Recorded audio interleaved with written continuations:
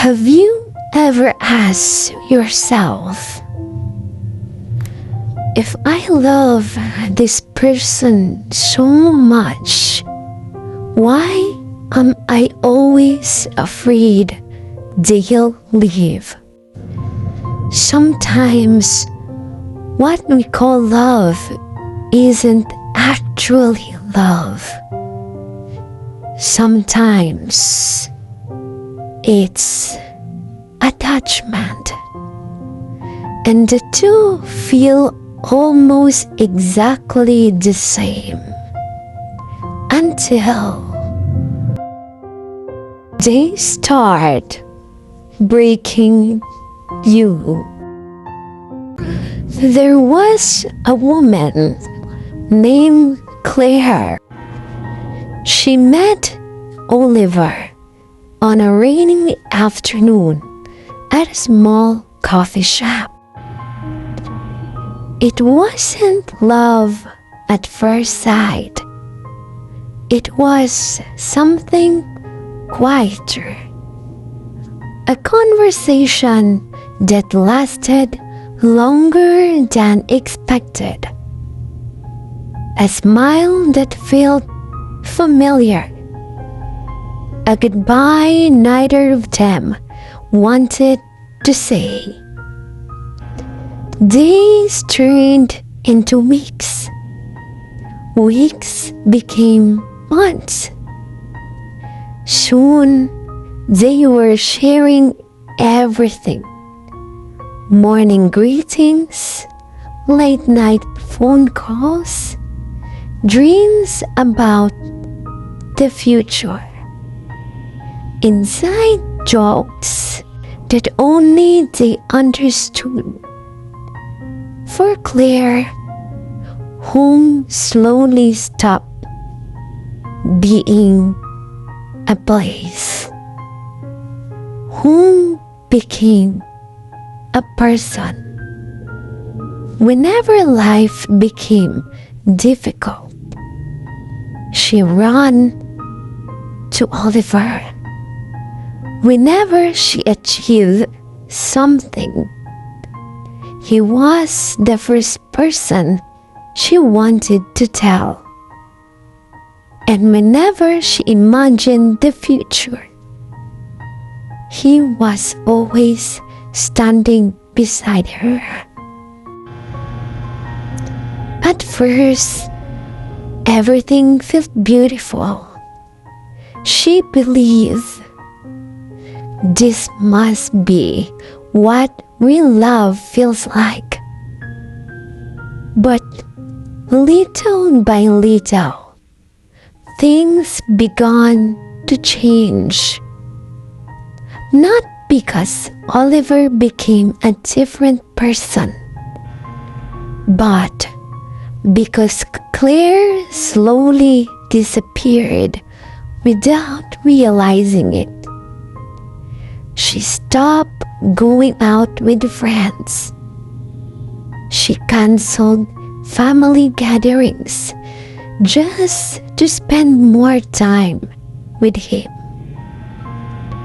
The hobbies she once loved gathered dust on a shelf. Even the books she enjoyed reading remained unopened.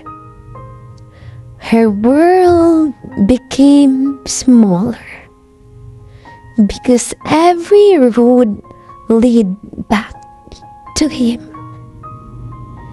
Then one evening, Oliver didn't reply. 1 hour passed, then 3, then the entire night.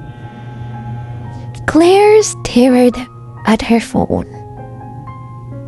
She refreshed the screen again, and again, and again. Every vibration made her heart race. Every silence filled her mind with questions. Did I do something wrong? Is he losing interest? why is he talking to someone else? The next morning, his message finally arrived. Sorry, I fell asleep. A simple explanation, yet somehow, Claire spent the entire night fighting battles that existed only inside her own mind. That became their routine. Whenever he became busy, she became anxious. Whenever he wanted space, she became afraid. Whenever they argued, she apologized first. Not because she believed she was wrong, but because losing the argument felt safer than losing him. Months later, they sat together in complete silence. Oliver looked at Claire for a long time, then quietly asked,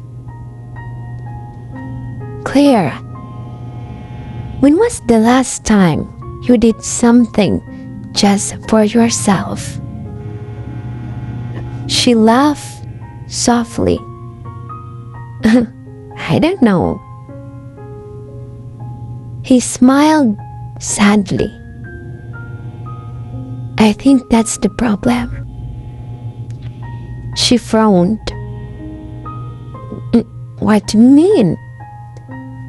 He reached for her hand. I miss the woman I feel in love with. I miss the woman who laughed with her friends. The woman who painted every weekend. The woman who had dreams that weren't only about us. Tears slowly filled Claire's eyes. Because for the first time, she realized she missed that woman too. Weeks later, they made the hardest decision of their lives.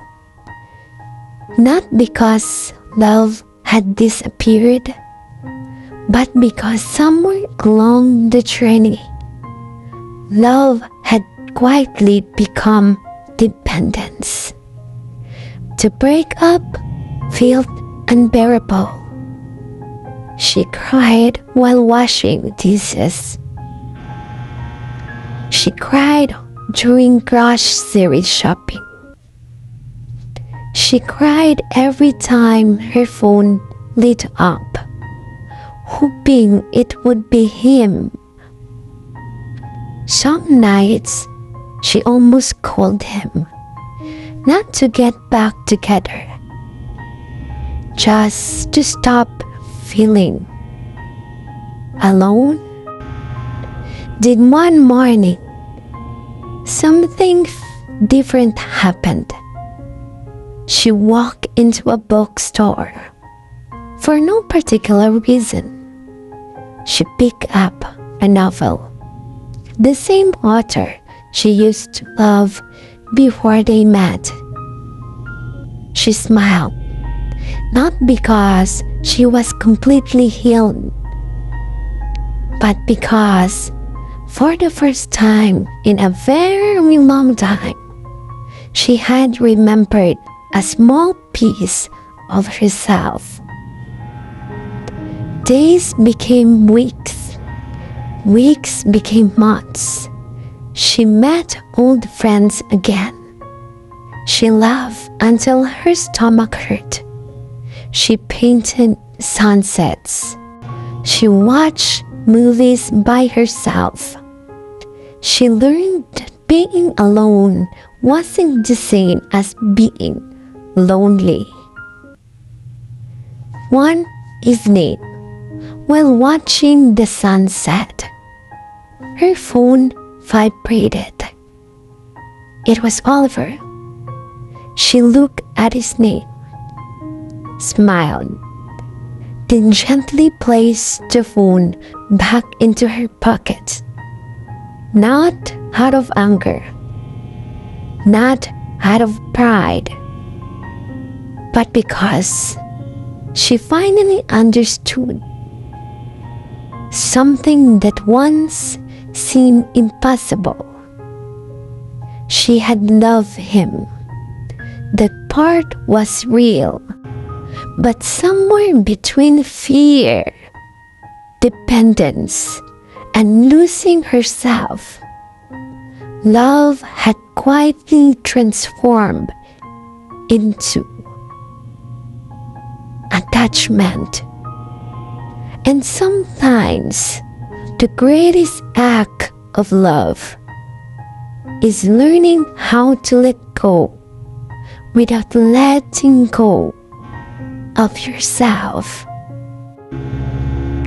Let's go beyond assumptions and let's take a look what psychology gives us.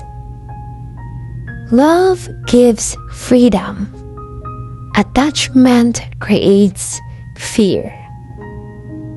Healthy love allows both people to grow, and attachment constantly worries about being abandoned.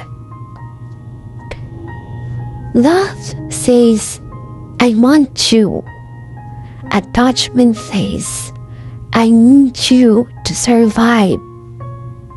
One is a choice, the other becomes emotional dependence. Losing love hurts, but losing attachment can feel like losing your identity.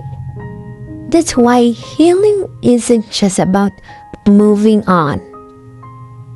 It's about finding yourself again. The lesson of this is real love doesn't ask you to lose yourself just to keep someone else. The healthiest relationships aren't built on fear. They're built on trust, respect, and two complete people choosing each other every day. If this story reminded you of someone, or maybe reminded you of yourself, remember this: you deserve a love that feels safe, not a love that keeps you afraid. If this story touched your heart, don't forget to like and subscribe and share it with someone who might need to hear it today. Remember, every relationship has a story, and every story leaves a lesson. See you in our episode 7. God bless.